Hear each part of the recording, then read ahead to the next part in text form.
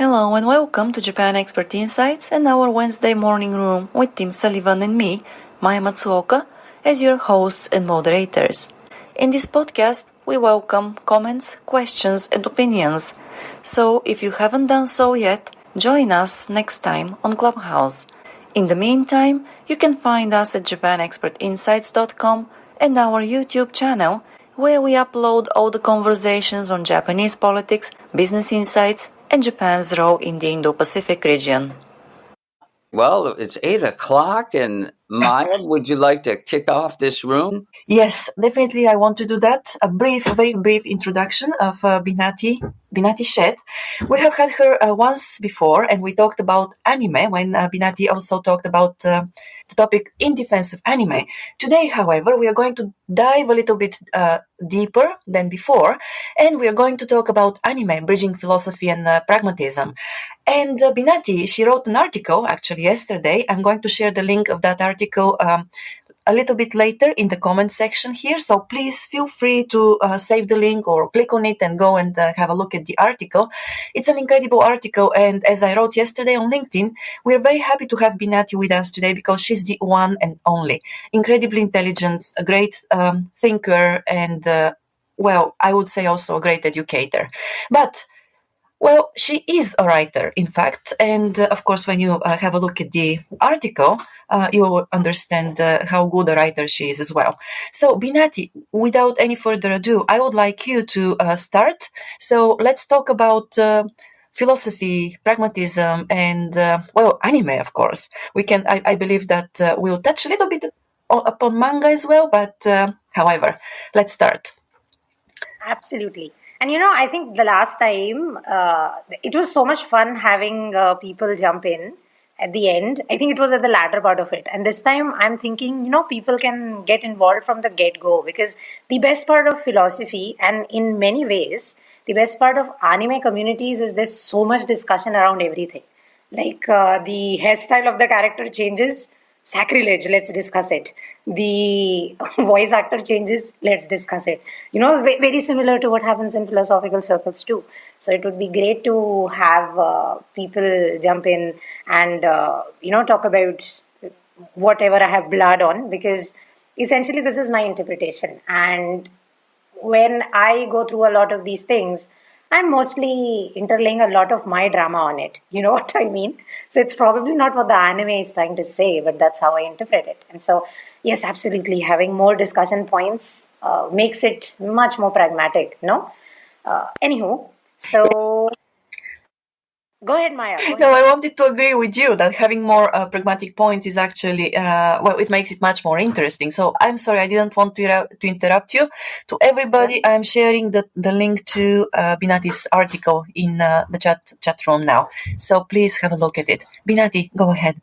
Absolutely. So as the article begins, and this is genuinely the story. This is in 2007 or 8. I'm not really sure. And there's this TV called Sony TV. There's a TV channel called Sony TV channel. And on it, for 1 hour every single day, they would air some animes. So Kaiketsu Zoro and Naruto Shippuden were running back to back for half an hour each. And it was in Hindi. So the first time I encountered anime was a dubbed version of it. And it was atrocious. Like, I don't know what the Indian voice actors were thinking. It was so cringy. But I was taken in by a lot of these concepts, right? Because just think about it. Child soldiers, like these children are going to school to be ninjas and to be warriors. In India, we have this thing called the caste system. It's not relevant anymore in terms of anything professional, but it is definitely relevant socially. People don't admit to it, but it is, where depending on what caste you are born in, that's the profession you take, right? So if you're a Brahmin, you go to scholarly schools. If you are a Kshatriya, you go to warrior schools. If you are a Vaishnav or a Vanik, which is what I am, you become a merchant. And if you are a Shudra or a scheduled caste, other backward caste, things of that sort, all the jobs that nobody else wants to do, that's the jobs they do. So this is the caste system that we were dealing with. And I never thought that that kind of a thing, right, where you go to school just to learn war. Like, these kids were learning ninja arts, and they were doing so to prevent a war. Now, to a teenager who has the worldview, the stupid worldview that they do, which was my case, this was fascinating to me because how else can you how can you rationalize something like this, training children for war? So I was hooked, right? And then because my parents thought watching TV affects studies, so of course they discontinued cable, and I had to rely on, let's call it, sailing the high seas to get access to all the anime content. And this is where I started consuming it in Japanese with the very, very bad quality subtitles, but it worked. And I saw the pain arc, right, where a lot of Buddhist philosophy is, I would say, fictionalized, using pain, using suffering, using erasure. Even Thomas Jefferson has espoused similar things. If you go to American philosophy. But yes, this is the first time I have encountered something intrinsically negative kind of leading to positive things. And everything about the worldview, everything about what was being taught in schools, in the house, things of that sort, said it has to be like, it has to be clean, clear, pristine, nothing negative, all positive, flowers, daisies, roses everywhere. This was awe inspiring and world opening. Right? So I looked up because the words Sekai ni Tamio kind of, I remembered those. I didn't understand what that means, but I remembered those. It was vivid to see like a civilization flattened because of an ideology, which kind of results from the existing social order. And I looked it up and I encountered a lot of Buddhist texts. Now, in school, again, I was in school at this point. We had this subject called history and civics. We were being taught a lot of religions, Buddhism, Jainism being one of them, because they have their roots, birth in India. And the difference between Indian Buddhism and kind of, let's call it, the Buddhism I saw in anime, it was unbelievable. So I just wanted to figure it out. What's going on? What's happening? Because of course I didn't have friends, and of course I was not partying and going crazy. So I was spending a lot of time with these books, and that's where one thing led to another, one thing led to another. I started with Buddhist philosophy, then I kind of started. I didn't really understand it entirely, but I started appreciating Shinto principles and beliefs and things of the sort. And then I also started exploring more anime because you can sail the high seas on a lot of content. And again, you are a dumb kid, you don't know how that's a wrong thing to do. I don't do something like that anymore, but yeah, I used to. And I'm so apologetic. That's how it was. But yeah, you make do with what you've got. And that's where it began, noticing like these subtextual themes. Because largely speaking, yes, there's a theme. Every single one of them has this lovely emotional theme. It's love, it's friendship, it's understanding, it's acknowledgement, it is death, it is life. It's different for every anime. But I started noticing these things. And this is 2007 to 2000, I would believe, because I toned down on the anime watching after 2019. I was watching a lot of the older stuff as well, right? So looking at stuff like Iwakura Rain and the way they predicted the internet and the way they predicted, like, let's say, people burning out because of social media posting, it was too cool to not look into it. So I looked into it, and of course I overthinked, because that's what I do. That's what writers do. They have shower thoughts turned into money as their job. So of course, it's part of the life. And I started noticing predominant works of, I think Nietzsche shows up more than any other philosopher in anime. I don't understand why that's the case, but I think maybe a lot has to do with, like, during the Second World War, I think Japan and Germany were pretty cool with each other. And from everything I've read, I think that Kaiser was a fan of Nietzsche and his philosophy. Maybe there's more exposure to that kind of philosophy to Japanese mangakas and animators. But yeah, it was like I can read in detail about Amor Fati. I can read about the Ubermensch in the Fall of Zoroaster, or something of that sort. Or I can watch, I can watch those concepts fictionalized. And luckily for me, I began with the fictionalized stuff. Right? I began with having a story to base my philosophy on. So when you kind of then go back and read these heavy texts, something comes in your head like, oh, yeah, this is exactly what happened to Violet.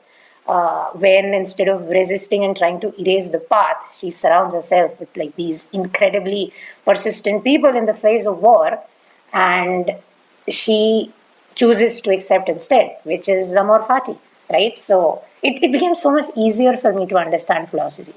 And I know it is probably naive to give credit to anime for all of it, but I do give it because in big little ways, fiction has made my non-fiction life very easy. Because if you've heard of the Feynman technique, right, which says that if you truly understand something, you can explain that complicated, complex phenomena using incredibly simple words to a fifth grader. I think a lot of good fiction writers, animators, script writers, things of this sort, the kind of people who work behind the storyboards for good anime shows, uh, I think they are experts at Feynman technique because they you could see it. You could see they are deliberately not giving us answers. You could see they are deliberately playing with our emotions, and you could see that there's like an interwoven motif, a philosophical motif there. They're definitely trying to tell us something without actually telling us. It's a very trolly anime, and I don't recommend this anime at all. It's called Tenchi Muyu, and it's one of those cringe high school type animes. But even in something this cringy, uh, the expression of, I would say, what constitutes as your gendered identity is explored. And again, this is in the 90s. So, way before a lot of these discussions became mainstream, these people are exploring like what it is to be masculine, what it is to be feminine.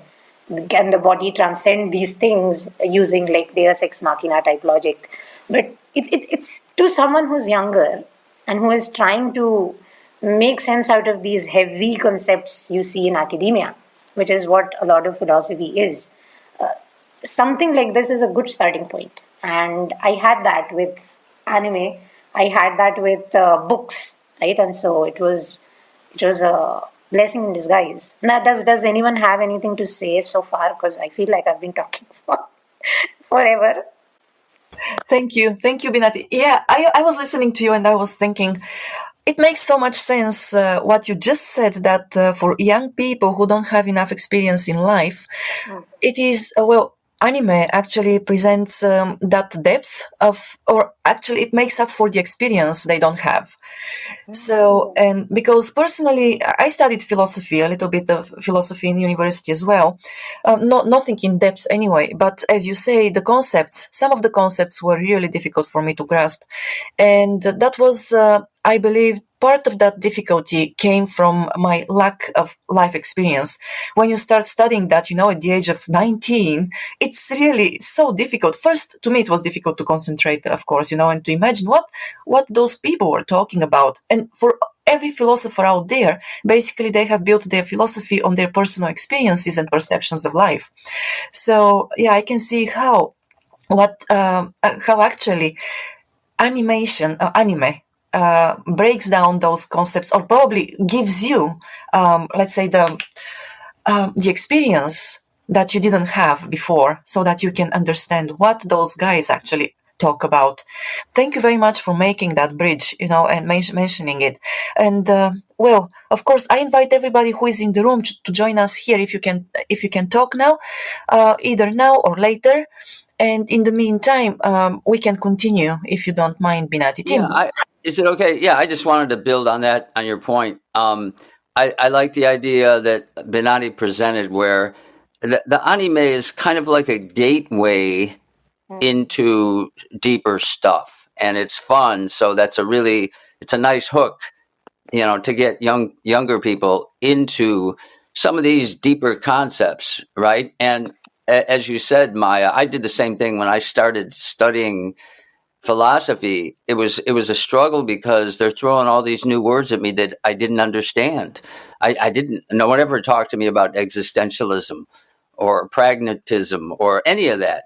And so I guess what I needed was concrete examples that I could anchor to my world, and because I think deep down we're all radical empiricists. We don't, we understand something when we feel it or we relate to it, and so it makes sense that anime played that function. It's an example. It's a story. It's context. So anyway, that was just kind of my No, I 2 cents. absolutely agree.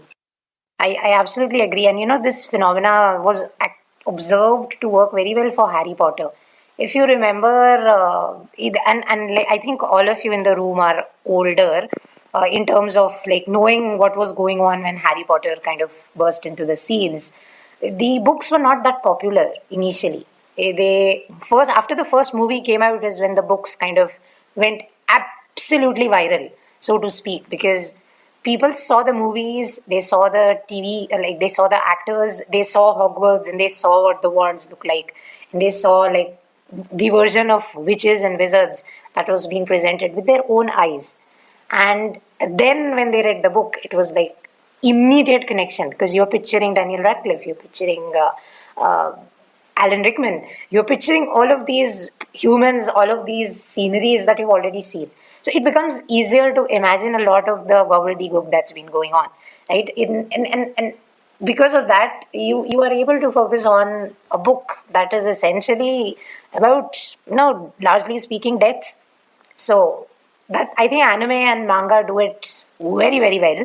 And the reason why they have global appeal is this: the relatability of it. Not to say anything about philosophy or pragmatism or anything of the sort. Just the relatability. Oh, not even relatability, understandability, right? Because who really is a mafia boss? There are so many animes about mafia bosses, and there are so many animes about ninjas and samurai and things of this sort.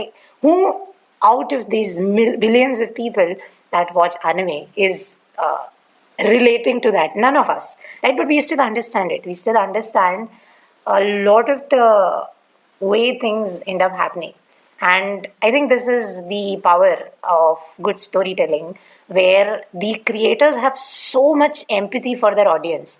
And one of my favorites in this regard is Satoshi Kon.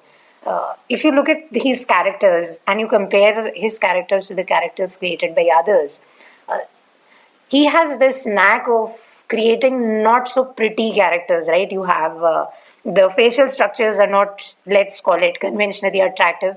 The colors he chooses are incredibly vivid, and the body proportions he brings in are realistic and oftentimes, let's say, championing body positivity. You don't see that in any other forms of animation, at least in the time when Satoshi Kon was animating. And it's very easy to caricature, to caricaturize someone's life, someone's story, someone's appearance, someone's worldview. It is very difficult to empathize with it and to weave a plot around it, right? And that is what a lot of, I think, anime and manga creators ended up doing, because they were facing some form of social stigma, some form of ostracization, or some form of, I'm just speculating, some form of negative stuff in their life, and they decided, oh, we are going to do something else with it. And in doing so, in coming up with like these understandable plots, they created this incredibly accessible stories that globally people love, even though we don't have the context of Japanese society or the cultural context, which kind of led to certain motivations of the character, right? So I think that is definitely awe-inspiring. And largely speaking, if you look at, and this probably is also sacrilege to say so, but if you look at the decline of Disney, the rise of Pixar, and the way they changed how they tell stories, you could see they learned a lot from animation studios based in Japan when it comes to how to tell stories, right? Specifically, when you notice the little things that are now animated, which were previously not animated. So yes, I absolutely. I'm very biased when it comes to talking about how understandable anime is as a medium, because you see yourself doing some of the things, even though you are not that character. And to a human being, philosophically speaking, we are all seeking acknowledgement, we are all seeking representation. And it doesn't matter whether that representation is, quote, real, as long as it's there, right? And when you see someone kind of doing small little human things, even though it's in a medium like animated graphics, uh, telling a story, you're probably going to be like, yeah, I like this. They do what I do, right? So absolutely. On on to give me an anime that you guys have watched so that we can actually like talk about specific animes, if that makes sense. Well, I recently watched. I'm not very much into the world of anime, but I recently watched Kimetsu no Yaiba because my daughter was very much into it, and also she's now watching Spy Family. And this is, yes, so they're relatively new, but if you allow me to go a little bit back to what you said, about the authors of anime here in Japan who have so much empathy for their readers and also for the characters as well. It is fascinating to me because I'm a very, very strong believer that. Because of the culture here, how the culture developed through the millennia and the centuries, through adversities like natural disasters, also feudal lords, that history and so on. So people, they live in very tightly knit communities. And that has actually helped them develop those observational skills. They watch everybody in the community very carefully and they tune into that. And it makes them naturally more empathetic to the people who are within their group. But also that empathy, it transcends. It goes beyond the group from time to time. So thanks to the history and the geography and everything the Japanese have been through, so this has become part of the culture, and I'm happy that other people, actually, other, let's say, authors and also readers and viewers, they can appreciate this as well. On the topic of empathy, and I'm just throwing this out there as an observation. While the empathy is a beautiful thing, I also wonder if it's a double-edged sword, and having too much empathy can affect your personal mental health. And I'm not saying that it's negative. I'm saying, is there a balancing point? And I don't know if that's something anyone wants to discuss, but Well, I think maybe that's driving some of the creativity as well. That the Nayami and the Koka, yeah. and the regrets and I don't know. And just throwing that out there. Well, I definitely think that there should be a balancing point, and every person finds that point at a different stage of life, also in different situations and so on. And everything is situational here, I believe. And as we have seen in manga, of course, and anime. I don't know why the word manga comes so often, to my mind. They are the same thing. They're the same thing. Yeah. There's so many anime are based on manga anyway, Maya. Right. Yes. Okay. Thank you. Yeah, but definitely there should be a balancing point. I don't know what you think about this, Binati, or Yuka, for that matter. Yeah. But real quick. I was just dying to talk to Binati. So yeah, Atami-san, go ahead. But I like to talk about after. Thank you. No. Go ahead. Oh, no. I'm Go sorry. ahead, I don't mean to be rude. I'm sorry. You're not rude. I was talking to fill up space. Please jump in. You guys are so polite. You need to learn from us Indians. We talk. Like I will talk. No, No, I will Binati, talk. No, I will talk. No, because you know what? I think because you have so many people in the country. I think it's because you have to speak up. Exactly. That's yeah. it. That's my So observation. many people per square feet. That is, Yeah. we would get crushed. Yeah, so I'm so glad because you open up to this. Say that if anybody want to talk about the anime that we have seen, and oh my gosh, that's my time. So anyway, so actually, if I can, I like to talk about two animes, and then those two are, I think, it's the best one in the whole history of anime, in my humble opinion. But before that, Binati, have you seen the movie Shin Godzilla though? I have. I absolutely have. And I love how they have taken this anxiety around. Right, yes. See, the Godzilla symbolized the, anxiety. And they're standing, and still the Godzilla is remaining in the center of the Tokyo. That's just so creative. Okay. It is so creative. God, like when I saw it for the first time, Yeah. I was, oh my God, like not putting all the graphics and things of the sort aside, just the fact that this is to bring the global, and I have noticed this is why J horror movies are the best. When the rest of the world was freaking out about Y2K and the .com bubble burst, Japan was making some of the craziest and some of the most creative horror movies I have seen. And at the center of all of these horror movies was a technology. There's a phone, there's a TV, there's something technology. It was brilliant, and I think Japanese creators do it very, very well. I've seen it in the works of even in the works of book writers, where instead of processing some anxiety the way the rest of us do, they create around it, and it's like chef's kiss perfection. We have literature because of that. But the side note, because if you recall, U.S., they were willing to kill the Tokyo citizen to kill this Godzilla creature. But then the French government said no. And then I think it's I forgot that, like a 5-country, all of the countries have to say yes to this idea. And then France said no. And to this day, I like France. Anyway, and I know there's a fake story, but that's how crazy I am. But you know what? Yeah, you are bringing in another philosophy from an anime, specifically Iwakura Rain. What really I looked for it, but I haven't seen that. How old is that? Old one? It's a very old one. It's before the internet was a thing. It's very, very old. Okay. Yes, and I stumbled across it because I had a friend who was a video game fanatic, and he was like, "You need to watch this. If you don't watch this, I will stop teaching you Japanese." And I was like, "No, don't do that." So I looked for it, and that's how I encountered it. It's a cult classic. It's not popular, and it's actually very creepy. And some of the themes it has in it, because the show kind of begins with a student committing suicide.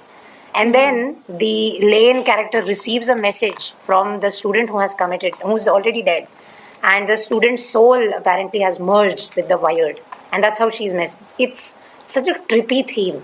But no, I like those movies. But then you must have you seen the Death Note? Of course I have. God, I had to stop myself from talking about Death Note in this article. Otherwise, I would have written a 20,000 word article right there. Because Death Note and the way it deals with responsibility, the way it deals with death, the way I know. I thought they're talking about triage. Like you have to choose who get to live. That this young high school kid become a almost god, right? Yeah. And then it was kind of, and he become it's too arrogant. But I thought this may be what the triage is all about. Because resources are limited. So you have to decide whose lives are more valuable. Isn't that all about it, or am I taking this to extreme? No, you're absolutely right. And if you haven't really checked it out, and I'm probably mispronouncing it, I can never pronounce it properly. But Code Geass. Yes, I know that. See, I never fully understood that one though. You like that? Okay, I'll check that out again. Liking or not is completely out of the question. The similar themes are explored. Because you see a character, the younger character who is trying to create social reform, right? He gets power, and just like in Death Note, he becomes a tyrant. And you become that thing when you gaze at darkness gazes back. Yeah. And because of human nature, because it's very difficult to admit this about ourselves. And, even if we have awareness about this, we won't really admit it because we have a version of ourselves in our head. Like, I am nice, I am smart, I am awesome, things of this sort. And then the reality probably is like, you are like everyone else, like chill. And we all want to live a life better than the life that we are living right now. That's it, right? No matter what fancy verbiage we attach to it. Like, I want to create reform in feminism. Why do I want to do that? Because I want to get paid better. Because I want equal rights. And why do I want that? You keep answering those whys and you're going to realize, oh, it's because you want a better standard of life. That's it. And it becomes very, very clear, even in Death Note and even in Code Geass, much clearer in Code Geass. Because, because of how non-subtle the storytelling is, you know what I mean? From a cinematic point of view, yeah, the Death Note is a stronger show because they leave it to you. Yes, yeah. But yeah. I absolutely loved how they explored this dynamic of what happens when someone who didn't really seek power kind of gets power, and then what do they do with it, and then what that action does to you. Because we assume that power is the answer to all of our problems, right? Like, if right now you let me rant, I'll be like, oh, if only I ran a publishing house, I would publish the best books. But then I get the power, I start running a publishing house. I'll also make some of the decisions that current publishing houses are making. Because for my business to run, I have to make money, right? Right. So it's like it's pure pragmatism. Something that we put up a lot of resistance against. Like things that we have to do to lead the life that we aspire to lead. But then deep down, we're like, no, this is not what I thought it would be, because somehow we are spoon-fed this version of idealism from a very young age. So it's fascinating that stories like this, are made for teenagers and kids. Because when you see something like this, especially, I don't know what the situation is in Japan, we are shielded from negative stories. And I'm like, of all the people to prepare with realism, it's people who live in developing countries. Like, please, don't make the world smack us in the face when we grow up. Smack us in advance, ever since we are kids. So a lot of these stories do that. I'm going to sort of switch my question a little bit. So last time you impressed me, but because you said you watch Japanese animes in Japanese, right? Yes. And then, so you were sort of exposed to Japanese voice actors. Yes. And then when I compare the performances with the, some other voice actors in different countries, maybe I'm biased, but the Japanese actors are better. What is your take on that one? Am I biased? You're not biased. It's I forget the name of the philosopher, but there's an entire study. Not study. Study is the wrong word. There was an entire document that was prepared about language preferences, right? In terms of no matter where we are from, the ethnicity, right, which is what will determine the language that you grew up listening to in your house from your parents. Even when you were in vitro. You have heard this language right from your conception, so that will anchor your I would say, preferences on the get-go. Also, there are different things, right? Like I might be wrong here, but I know that Japanese people have difficulty with the L sound because of, I think, Rari Urero, right? The L sound kind of doesn't roll off the tongue. So the way someone in India is probably going to say a word is going to be different than the way someone in Japan is going to say a word. So the person in India is going to understand the Indian accent. The person in Japan is going to understand the Japanese accent. No matter what we say, we will have preferences that will kind of relate very directly to our environment. And even I am biased. I like the Japanese audio because they pauses. I think this is the difference I've noticed most dramatically. The places where Japanese VAs pause versus the places where I have seen anime in Hindi, I've seen it in English, And I've seen some in German because my friend was like, "You have to check this out. This is the funniest shit ever." And so I saw it, and it was genuinely so funny because the voice acting to my ear, because I'm not accustomed to hearing German phonetics. To my ear, this was hilarious. So yes, I definitely prefer Japanese voice acting because there's the emphasis of the pause that is done. I think it's done in a way that can't be replicated in other places, because there's this uh, Ramayan, the Legend of Prince Ram. The animators who now work at Studio Ghibli kind of worked on it, and I saw it in India. I saw it in Hindi, obviously, but then I also saw it in Japanese. And they even did Ramayan, the Legend of Prince Ram, better than the Hindi voice actors. So I might be just as biased as you, but the way they voice things, I prefer it. Cool. And then last question, and then I'm gonna, give the mic to Maya and Tami-san. But so like a sort of learning aspect of anime. Sometimes, like you talked about that briefly, right? I love Kingdom.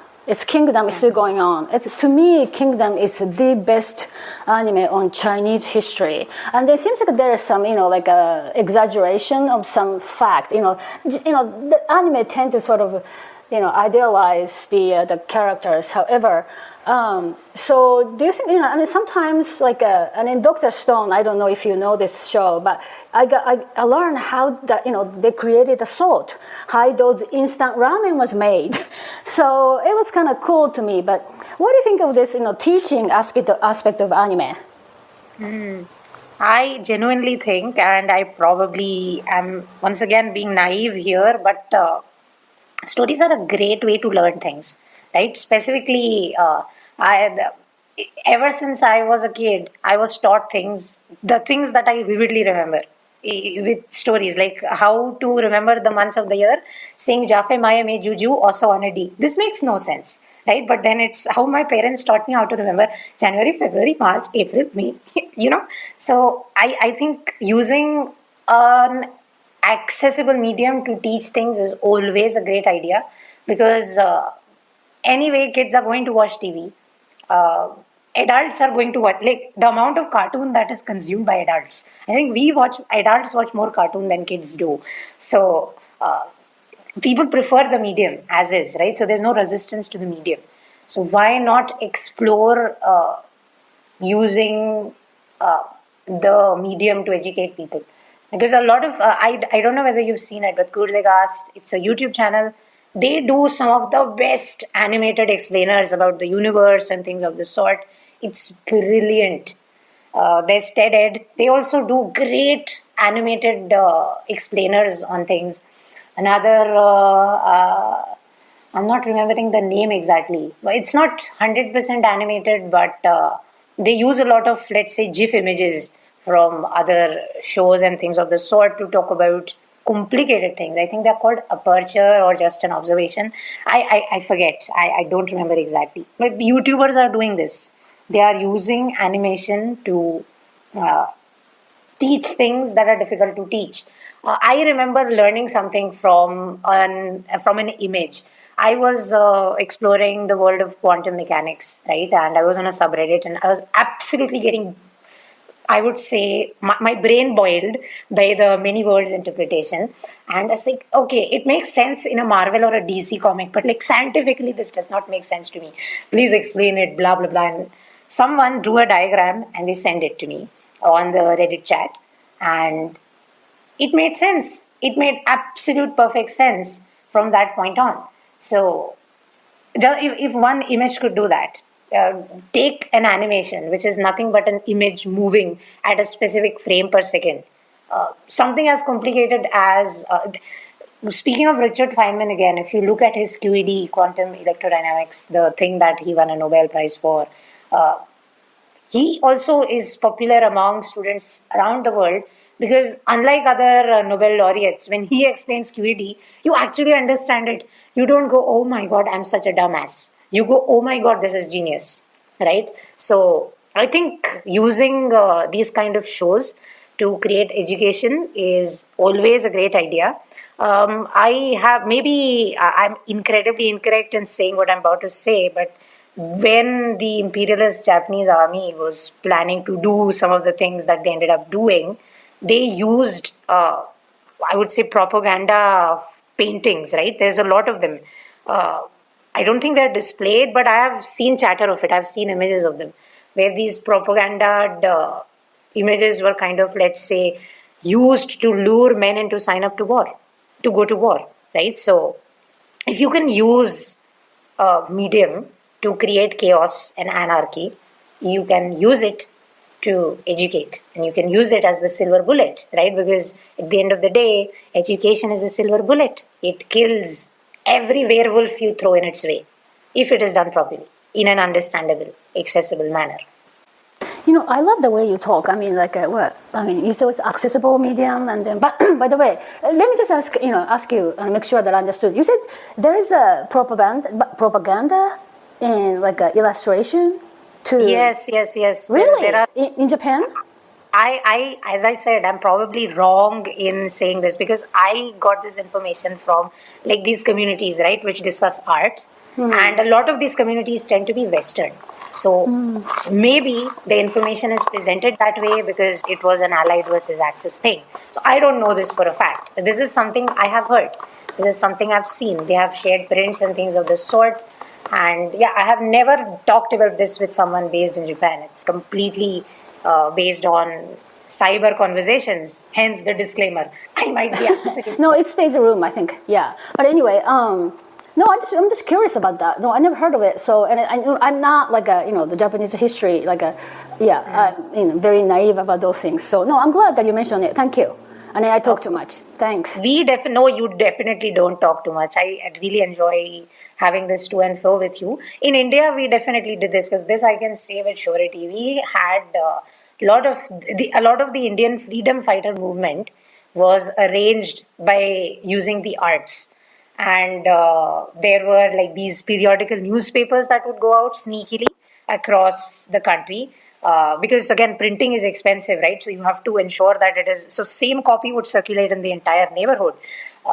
There was what we call Nukkad Natak, right? Which is where, which is like a little play that randomly happens in the street. You have these groups of people dressed in similar outfits come in your street and just do a play.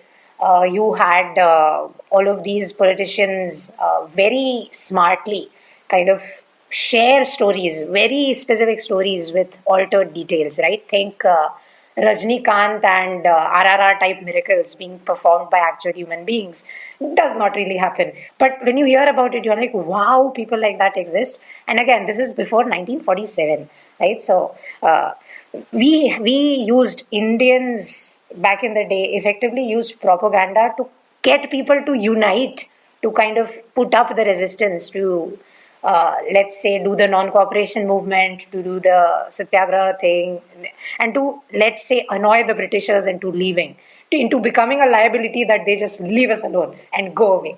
So India used it. We definitely used propaganda. And the current government, maybe a controversial thing to say, they are using a lot of propaganda. They were actually named in Cambridge Analytica as well for using videos and images and WhatsApp forwards to kind of spread a lot of information using the logic, what if it is true? Incorrect information. So, yeah, we are seeing religion-based tension raise because of it. So, education can definitely be accomplished if, we channelize our attention into not looking like we are smart, because I think a lot of education-based content, I am extremely guilty of it. I have to sometimes stop myself from using certain words. Because I'm like, if I was 12 and I heard some auntie use these words to me, I'd be like, Auntie, kya bol rahe ho? What are you talking about? I didn't understand any of it, right? And I sometimes do end up using these fancy words that I worked very hard to learn. And so now I want to use. But then I forget that in using those words, I'm becoming inaccessible to someone. And I think a lot of education-based content right now has that problem. People are trying to sound smart. And in doing so, a lot of knowledge is lost in translation. Because, of course, nobody wants to feel stupid when they are learning. You want to like feel that wonder and that joy that comes with learning something. And then you have this auntie using fancy words. You're like, yaar, nahi dekhna. I don't want to listen to this auntie anymore. Right? So, yeah. Uh, I think education definitely, and on another Indian note, if you talk to Indian startup founders, uh, 3 in 10, I think probably, and I'm being very conservative when I use that number. 3 in 10 startup founders is working on an edtech. They are trying to create a digital product around education, wherein you create like these multimedia devices, these multimedia content channels to teach students or whatever it is that they want to learn. So, You talked largely about speaking, I'm sorry. I go was ahead. so fascinated because I was dying to ask somebody. Like when you look around the U.S. S&P 500 companies, a lot of the CEOs are like the Indian background. I mean, you name like I was just wondering, why is that? What Indian education is doing right? Anyway, I know this is. I'm sorry, Maya and Atami-san. I'm sort of, I have digressed, but yeah, someday, somewhere, I like to ask your opinion about that. But anyway, thank you so much. It's been fascinating. Of course. Maybe a future room. Okay. There you go. Okay. Maybe a future room with someone who actually has the facts, and not someone who isn't absolutely lobbing Yorkers here, going, I think this is what it is. I don't know for a fact. But I'll definitely connect you guys with someone from the edtech space because this is a fascinating topic, to be honest. And uh, it's and also like just because you mentioned it, notice how it's completely different in Europe. Nobody non-European is sitting on CEO seats in Europe-based kind of companies, but in US-based companies that isn't the case. So there's a lot of angles to this, right? So I think this could definitely be a future room. I think that it is a fascinating topic, so we need to work on realizing that room. Yeah. No, I wanted to say that, well, it's really interesting that you made the point of manga being used as a tool of propaganda.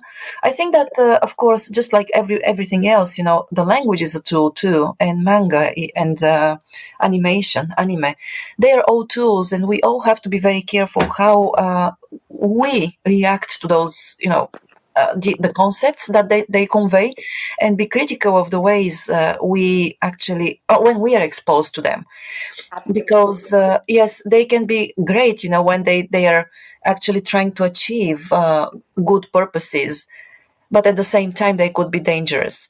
So once again, critical thinking is very important, and I believe that to round it up and go back to the topic of Indian CEOs, I believe that there are a lot of things that people in developing countries actually are exposed to, and that life experience develops their critical thinking skills much faster than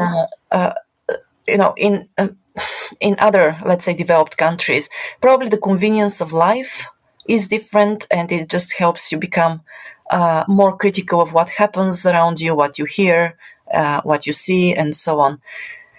This kind of brings a lot of Nietzsche's philosophy, and I think Nietzsche is largely misunderstood. There's a lot of outrage against him, right? Because Hitler has quoted him a lot, and so anything Hitler touches, it's like nuclear now. And I'm like, come on, it's a philosopher. Yes, he was inspired by him, but like so were so many other people who ended up doing good things. But Nietzsche has said being motivated by envy, right? I think one of the major factors why a lot of immigrants succeed abroad, and this is me being judgmental goose right there, it's because we have dealt with a kind of, and I'm speaking about the Indian experience alone, the kind of social commentary we hear every single day, the taunting, the uh, the absolutely demoralizing things that your family, your society, your media, all of these things are being told to you, like it's everything is your fault, and you will amount to nothing, and you hear a lot of this, right? And it is not said every day, it is said in these sneaky, incredibly hurtful ways, and you hear this and you internalize it, because of course expressing emotions healthily, we don't do that here, right? This is like Asians don't do that. We repress emotions. We are globally known for it.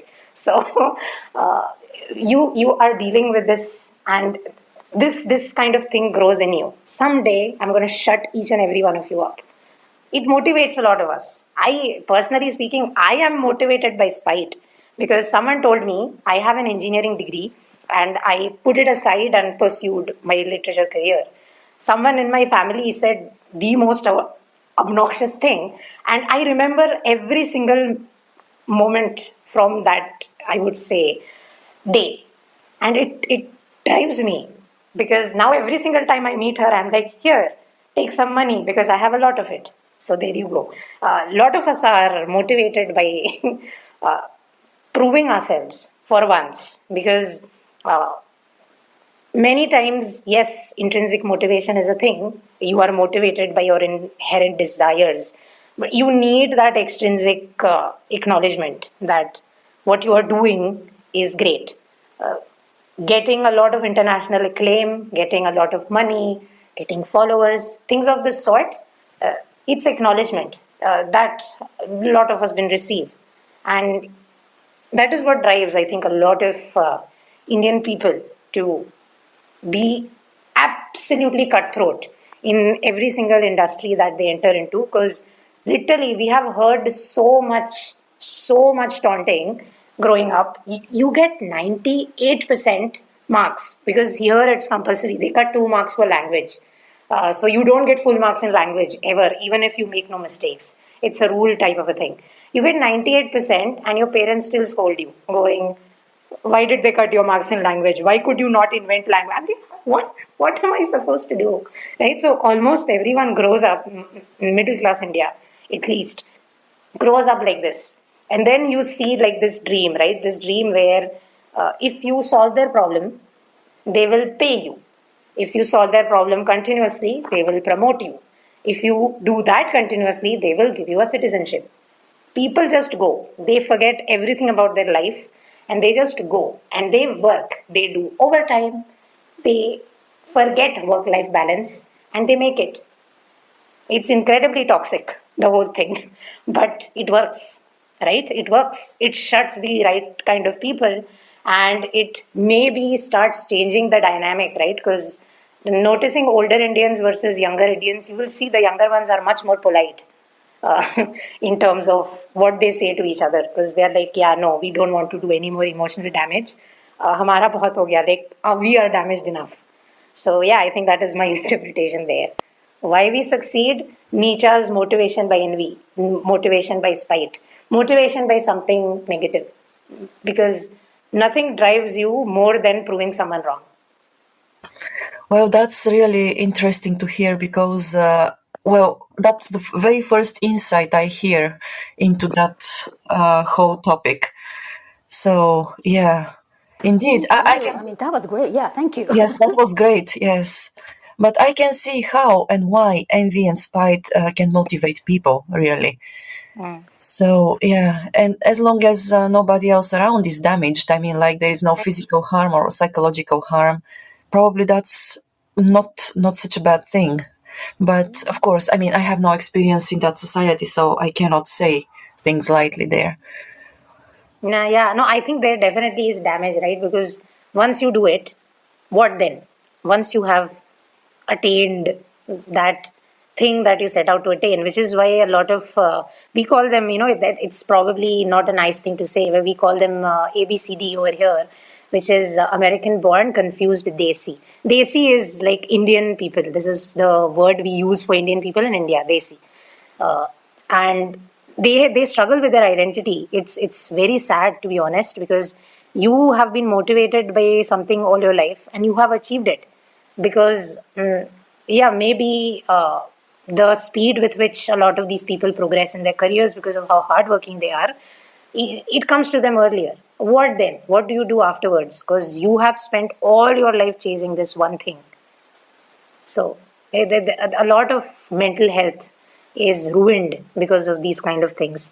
Because I think we don't, coming back to something you started with, Maya, which is we don't balance it, do we? We are motivated, singularly motivated by one thing.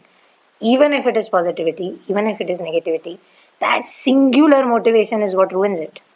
And yeah, we need stories that show us the dark side of it, the dark side of not leading a balanced life and leading this life guided by an obsession. Yeah, definitely. I mean, like you talked in your article, you talked about Nietzsche, how darkness has a mirror. And I loved that expression. So, obviously, in order to confront our shortcomings, we need to see ourselves and probably the ugly part, the ugly side of ourselves, in order to be able to get beyond it and over it. So, well, thank you very much for this. It's 9 o'clock, so this is the time when we close the room and let everybody go around and about their work. So, just a few words from you, Binati, in conclusion.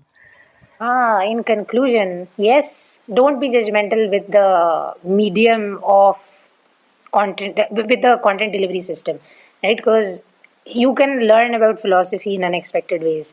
It could come from a song, it could come from a kid, it could come from a frog, it could come from an anime, it could come from a movie, it could come from anywhere, to be honest. And the key thing to focus on is you're trying to understand something. And if that is your motivator, uh, you will find so many answers on the internet. Just look up X, Y, and Z, and then that's it. The more specific your prompt, the more specific the answer, and then just go into it. Because that's how I discovered a lot of these animes. A friend recommends it, then you go look it up, and you're like, interesting, let's check it out. And then I'm hooked, right? Because who really wants to see an anime of a kid sitting on a bike and moving around the world? Not me. But then I checked it out, and it was like, ooh, interesting. And so I watched it. So yeah, be open to being fascinated by all sorts of mediums, and philosophy is the way of life. You will find it in everything. You will find it even when you're sitting and doing nothing. So there you go. Enjoy. Thank you. Thank you. Ben, thank you so much, and thank you for sharing so many insights. I really enjoyed your personal take and your own story. So really enjoyable. Thank you so much.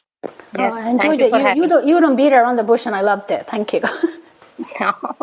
Yeah, I think I beat too much around the bush because No, things Hey, in that short wasn't, words. I'm sorry, that wasn't the right word. Maybe I shouldn't say. You were straight to the point. I don't know. I'm sorry. Oh yeah. Okay. Saying that I really like that you said that. I wish I would be direct, but I'm not. I meander all over the place, but I enjoy it, and I find people who seem to enjoy it too. So lucky, lucky, lucky. Yes, that's well, all our conversations actually meander quite a bit, and we in fact support that. So thank you very much, Binati, and definitely we need to continue this topic and talk about philosophy, talk about life, talk about other things, anime and books as well. So I hope to see you in this room again, not before too long. And to everybody who stayed with us, thank you for being here on Wednesday morning. We wish you a great day, a successful week, and we'll be here once again on Sunday, 8:20, with Timothy Langley and Japanese politics. And next week again, we'll be here on Wednesday, 8 o'clock. So stay with us. And if you think that these conversations give you some insights or you find them interesting, please share them with your friends and colleagues. That's it. Have a great day. Thank you. Thank you for tuning in today. We will be on air next week on Wednesday at 8 a.m. Japan time again, so join us. Until then, you can find us at japanexpertinsights.com and our YouTube channel. If you want to stay informed about our upcoming events, follow us on Clubhouse, LinkedIn or Twitter. Again, we are looking forward to your joining us next week. Until then, stay well and make the best of the day. See you!